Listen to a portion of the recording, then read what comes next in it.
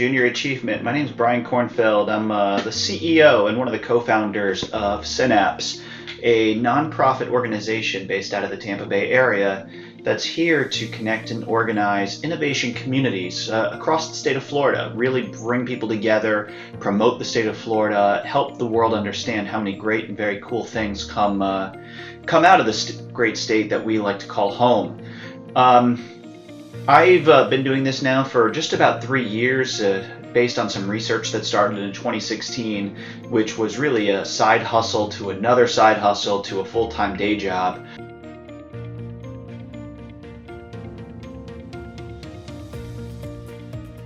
But the story of this and how I wound up here really started from growing up and being younger, and my degrees in college. My undergraduate, my first master's degree are both in aerospace engineering. So yes, I am a rocket scientist. That's something that not many people can say. It's a lot of fun. My wife likes to joke with me and say that I'm only allowed to say that once a day, that something's not rocket science. But that was my original path. I loved airplanes growing up. I had a major passion for airplanes and things really that just flew really, really fast. That was it to me, was find stuff that can fly really fast and try to make things that can fly faster. So for a while in college, I was researching passenger planes that could fly up to 15 times the speed of sound. This was around the 2003-2004 time frame. So now we're sitting here talking 16, 17 years later, and we still don't have passenger planes that can do that. So it's kind of interesting that the research, while it's evolved and things have been progressing, that we have not gotten there. And I hope to challenge some of you that maybe you're the ones that can take my research and get it to the next level. My career really progressed through being an operational leader, being an engineering manager, helping to lead teams, and finally in 2016, finding problems. And the problems that I found were that the Tampa Bay area and the state of Florida were not taking off for entrepreneurship in the same way that other markets were. So in starting to do some research, I discovered there were some answers to the solutions and things that we could do to build one strong, tight-knit community. Had some good strokes of luck, met a couple of key influential figures in my life and in the community, and together we then decided to join forces and create one awesome organization.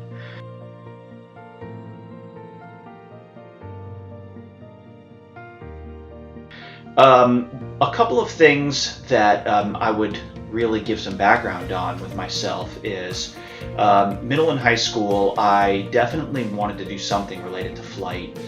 And I knew math and science was going to be a lot of my calling, so I really studied hard when it came to math and science, and a little bit to the detriment of what I did on the verbal sides. And if you go back and you look at SAT scores for me, going back, I had a major difference between math and verbal side.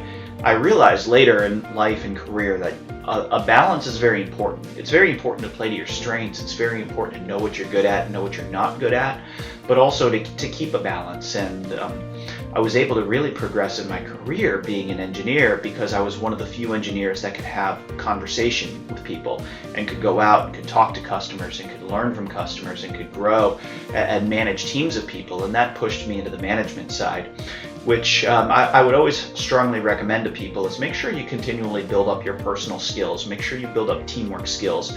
Nothing that you ever are going to do in life is really on your own.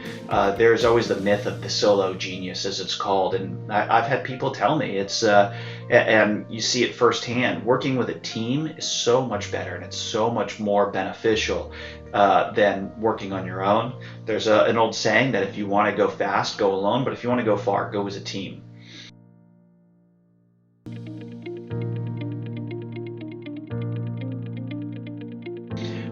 In terms of education, I did a bachelor's and a master's in aerospace engineering, and then in 2014 I got my MBA from the University of South Florida. Other training and certifications that I have, I studied a lot in a realm of what's known as Lean and Six Sigma. And Lean and Six Sigma, if you look into these processes, they're process improvement. They're ways to do things that you're already doing better. They're ways to cut out waste. They're ways to do things a lot more accurately and a lot more precisely. if you take a step back and you look at everything that you do, everything is a process one way or another. And it's whether you follow the same thing over and over and you're getting same results, following the same thing over and over and getting different results, or you're just doing things on a whim and you're all over the place. And Lean and Six Sigma both teach you how to create a very well orchestrated process. There's a great book that I always encourage a lot of entrepreneurs to read called The Lean Startup, and it talks about taking that methodology and how do you do it when you're starting a company for the first time, or you're starting a company even for the second, third, or fourth time.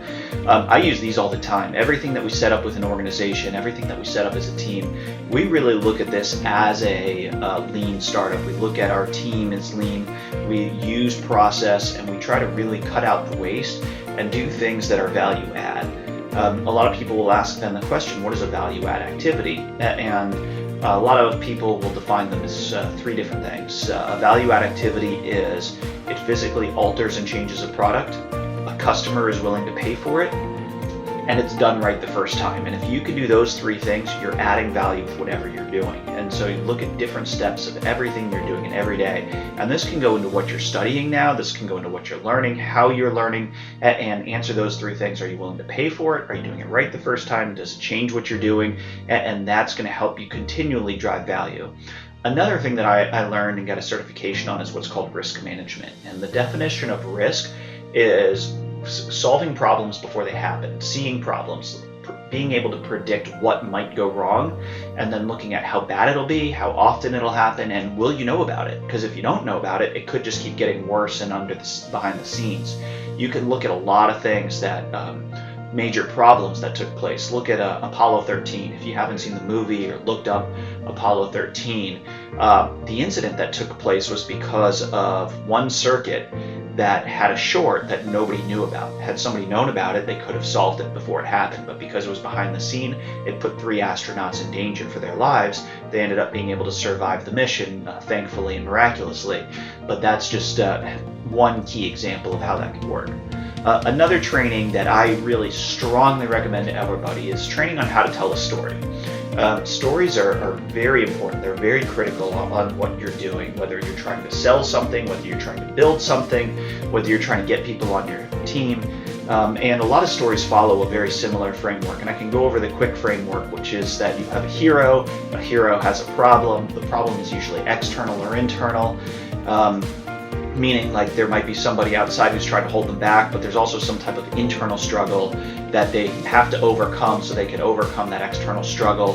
That hero then needs a guide. The guide gives them a plan, and the plan helps them achieve success and avoid failure.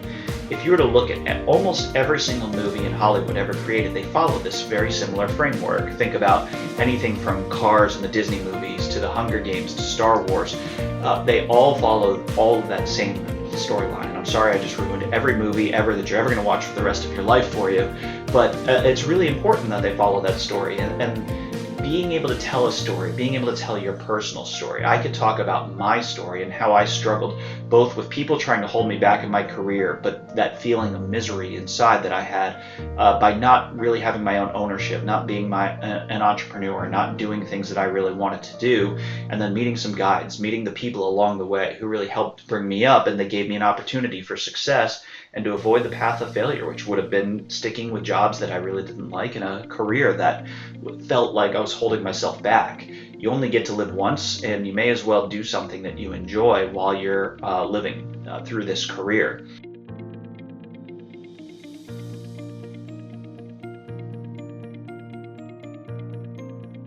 I've had a number of different jobs. Some of them I liked more than others. But all of them I learned something from, and that's an important takeaway is no matter what you do, always learn, always think about how you can make yourself better. Always think about what is out there, what opportunities are there, whether it's a class, whether it's something, or whether it's just little nuggets from a manager.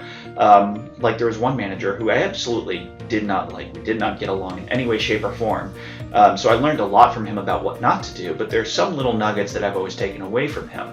One of those, and I say this a lot with my team, is one day he asked me what the difference between a leader and a shepherd is. And I had no clue what the answer was. He looked at me and he said, a shepherd always has to be out front. that one's always stuck with me and always has resonated with me, because leaders can lead from within. And so those are the types of things that I look at all the time. And the other thing that I also always like to do is say, how could I have done something better? When something goes wrong, even if it's so easy to pinpoint on somebody else, it's what could I have done better to influence the situation? What could I have done better to really help propel, to really help push things to another level? And so no matter what jobs you're going to have, no matter what jobs you have had, always think about those in those lights of what lessons can you take away and what could you do better?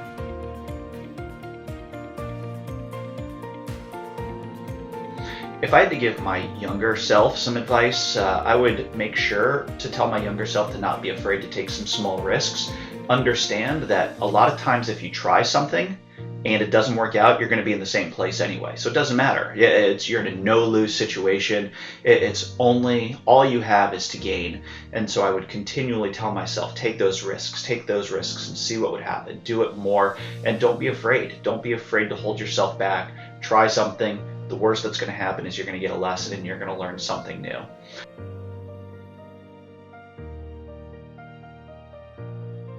I enjoy most about my job the people I get to meet. I get to meet very cool people every day, all the time. People across the state, people across the country, people here locally who are doing some amazing, innovative things. And part of what we do is we enable them to do better. And so when I get to hear stories of what people leaving jobs to start new companies and raising a lot of money and really putting themselves on a path and doing something that's very impactful for society, the sky's the limit. So hearing the stories and hearing the wins that take place and hearing the impact that it has, it's not just impact on one person or two people, it can impact our entire community as a whole.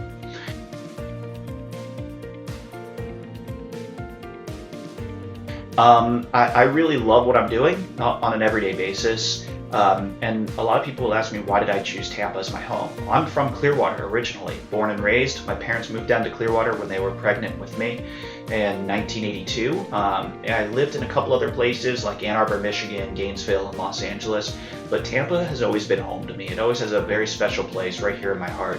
I'm never going to think that Tampa is not my home. It's a great place to live. It's a great place to start a business. It's a great place to run a business. It's a great place to work. It's a great place to raise a family. It's a great place to be a kid. It's a great place to have kids. And so Tampa will always continue to be my home. And I cannot wait to see the growth that's going to come out of Tampa and the growth that has been coming, and even coming out of this crisis situation of COVID-19, what opportunities are going to be present. COVID-19 has put a wrinkle in a lot of people's lives in major ways, and I feel for everybody and anybody who's been impacted, especially on the health side. My heart goes out to all the healthcare workers that are on the front line, the people who are working in those essential workers, and I thank them every single day. I thank people who are in the nonprofit industry who are helping to make sure everybody stays fed and the shelters can continue to help the homeless and can help those in need at a given time like this. As an organization, Synapse, we've thought about what we could do to help the current situation, and we're doing a couple of things. One is continually bringing some great virtual programming. We are able to find a way to help people stay engaged as a community and be a part of this community through programming. So we're doing that through the web and in ways different than just a standard webinar. And another thing we did was we created a resources website. It's something where people can find what they need and share what they have very easily. There are still companies hiring. There are people with education. There's people who are willing to give their time, effort, and energy. And we think that, and there's also people who need that. And the problem is sometimes the right arm and the left arm don't talk to each other. So we are just finding a way to bring them together and help to make these connections take place very rapidly. Luckily enough for me, I've been young enough to not be running a company during some of the other great recessions that we've seen in our lifetime. So this is a first for me. It's a first for a lot of people, especially in this global pandemic time frame. So there's no real playbook for this, but we are really thinking about how do we keep this community going and how can we use innovation to help when it comes to that renaissance or that recovery. What are we going to do next, and how can innovation propel us to the next wave of the future? I'm very optimistic that innovation can be that key and can be part of this, whether it's innovating some type of healthcare solution, innovating a way that we can go about our day-to-day lives, or people creating new companies that can create a sense of wealth and a sense of opportunity that really can propel us to a whole other level as a community.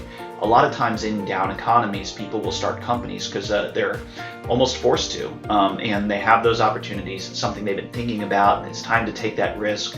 And some of them really tend to be very successful coming out of these economies. Even thinking companies like Uber that came out of the 2008 recession, Airbnb coming out of the recession, people finding what are those needs and then what's really the value add and that solution potential that's out there. So with that, I really would like to keep every one of you students encouraged about the future. There are so many opportunities that are there. This is just a little bit of a speed bump. I know it's very different than anything that any of us have ever done, but I know I've been through a lot, both ups and downs throughout my life, throughout my career. This is definitely one of those times that can be hard, but it's also one of those times that creates opportunity, and people who view this as a time for opportunity will really have some great chances to push themselves forward in the future. So make sure that you can take some of the things that I said, take some of those small risks, be able to build a team, learn how to tell your story, and you have a lot of great things coming up ahead for you. I wish you the best of luck, wish you the best with anything, and if you ever need anything, please make sure to reach out to the Synapse community. We're here for you, and we hope to help make Tampa Bay and the state of Florida the best place for innovation as we go forward, particularly as we come out of this crisis. If you want to learn more, go check out synapsefl.com. Again, that's synapsefl.com. And we look forward to seeing you, having you at a future Synapse event once we can all get back together in person, maybe our Synapse Summit in 2021. We always love having students who can come on scholarship for free thanks to some of our great local companies. So I look forward to seeing you, I look forward to meeting you, and I look forward to all the great things that you are going to create in your future.